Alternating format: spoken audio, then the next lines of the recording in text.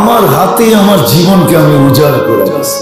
যাহারাল ফাসাদ ফিল বাররি ওয়াল বাহর বিমা কাসাবাত আইদিন নাস, এটাই সত্য। আমার জীবনকে আমি বিনষ্ট করছি।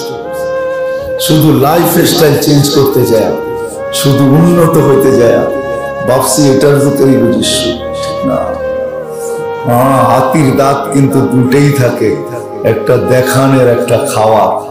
ওকে আল্লাহ ডাবল দাঁত দিয়ে পয়দা করে, যেটা দিয়ে ও খায় ওটা দেখা যায় না, যেটা দেখা যায় ওটা দিয়ে খায় না।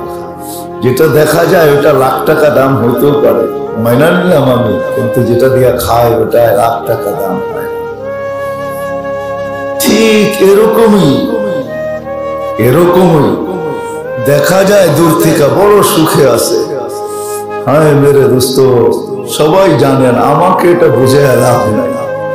আপনি ভাববেন উন্নত দুনিয়া, যাদের লাইফ স্টাইল দেখে আমরা মাতাল হয়ে গেছি। আমরা ভাবতেছি হ্যাঁ যে ঘরে কষ্ট করে লাভটা কি, ঘরে কষ্ট করে লাভটা কি, ঘরের মহিলারা কেন কষ্ট করবে? ডেলি বাহিরে যেয়ে খাবো, হোটেল থেকে হোটেলে খাবো, ভালো ভালো খাবো। কি খান ওটা মাঝে মাঝে পত্রিকায় আল্লাহ দেখায়, মাঝে মাঝে দেখায় যায়। দেখেন না, মাঝে মাঝে ম্যাজিস্ট্রেট যা দেখায় সিলগালা করে, বলে তো কি খায়, ঠিক না? শুধু ওই দিনই কি এটা পাক করছে যে ওই দিন যে ম্যাজিস্ট্রেট ধরছে যে আজকে শিয়ালের গোস্ত, আজকে কুকুরের গোস্ত, আজকে পচা গোস্ত, আজকে অস্বাস্থ্যকর জিনিস, শুধু ওই দিনই ছিল? হ্যাঁ, এটা তো জন্ম লগ্ন থেকে ছিল।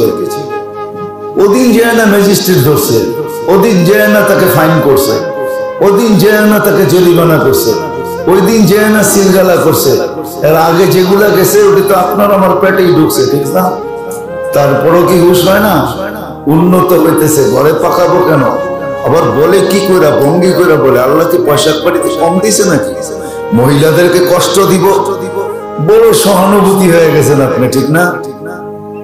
শুধু খাওয়ানোর বেলায় বলতেছেন মহিলাদেরকে কষ্ট দিব, আর ওই মহিলার বাড়ির মহিলার বুক ফাললে দেখা যাবে কষ্টের সমুদ্রটা কত বড়।